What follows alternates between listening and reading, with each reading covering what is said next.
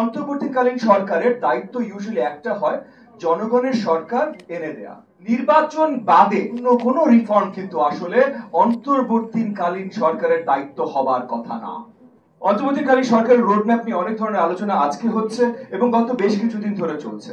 1.5 মাসও এখনো হয়নি অন্তর্বর্তীকালীন সরকার এসছে, নিশ্চয়ই তাদেরকে সময় দিতে হবে অনেকগুলো কাজ করবার জন্য। এটা যেমন সত্যি কথা, যে কোনো কাজের শুরুতে আমাদের পরিষ্কার করে বলে নিতে হয় আমরা আসলে কি কাজটা করতে চাই। তারপর আমাদের সময় লাগবে এই কাজটা কি কিভাবে করা যায়, এই কাজ করার সময় কি কি প্রতিকূলতা আমরা ফেস করতে পারি।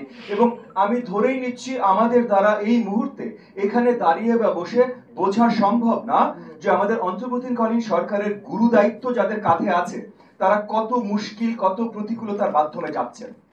সো ওনারা যা যা করছেন, অবভিয়াসলি আমরা রাজনৈতিক মহলে অ্যাটলিস্ট যারা আছি তারা সবাই প্রতিনিয়ত বা 24 ঘন্টা, দিনরাত 24 ঘন্টা তাদের কোনো সহযোগিতার প্রয়োজন হলে আমরা এক পায়ে দাঁড়িয়ে আছি তাদেরকে সেই সহযোগিতা করবার জন্য। এখন সহযোগিতা করতে যদি ওনারা ডাক দেন তখনই আমরা করতে পারবো। এখন ওনাদের যতটাই সময় লাগবে, অন্তর্বর্তীকালীন সরকারের দায়িত্ব ইউজুয়ালি একটা হয়, জনগণের সরকার এনে দেয়া। তো জনগণের সরকার এনে দিতে হলে আসলে একটা নির্বাচন লাগবে। নির্বাচন তাড়াহুড়া করে না ভাই, কারণ স্বচ্ছ নির্বাচন লাগবে। আমরা 15.5 বছর অপেক্ষা করেছি একটা ভালো নির্বাচনের, দরকার হলে আরো 1 বছর অপেক্ষা করবে একটা ভালো নির্বাচনের, কিন্তু নির্বাচন ভালো হইতে হবে।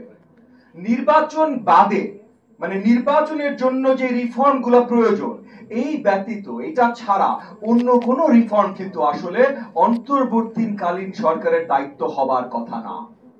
বাকি প্রত্যেকটা রিফর্ম জনগণ যাকে ভোট দিয়ে নিয়ে আসবে, সেটা যদি আমাকে হয়, আমার দল এনডিএম কে হয়, যদি বিএনপি কে হয়, যদি বাংলাদেশ জামাত ইসলামকে হয়, যেই দলকে নিয়ে আসবে বা যাদেরকে সম্মিলিতভাবে নিয়ে আসবে তাদের দায়িত্ব থাকবে বাকি সব রিফর্ম।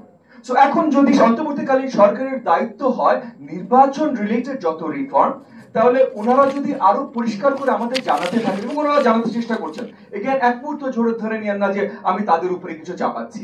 ওনারা জানাতে চেষ্টা করছেন, তবে হয়তো ওনাদের জানানোর প্রসেসটা যদি আরো স্বচ্ছ হতো, যদি আরো রেগুলার হতো, এবং আরো রেগুলারিটির সাথে যদি ওনারা আমাদের সাথে বসতেন, এবং আরো রেগুলারিটির সাথে যদি আপনাদের সাথেও বসতেন এবং আপনাদের সব প্রশ্ন রেগুলার উত্তর দিতে চেষ্টা করতেন, তাহলে আমরা জানতাম যে এই নির্বাচনের কি রিফর্ম ওনারা চিন্তা করছেন প্রয়োজন, আমাদের সাথে একমত হতে পারতাম কি কি রিফর্ম আমরা চিন্তা করছি প্রয়োজন, এবং এই রিফর্ম গুলো কিভাবে করে সামনে এগুনো যায়।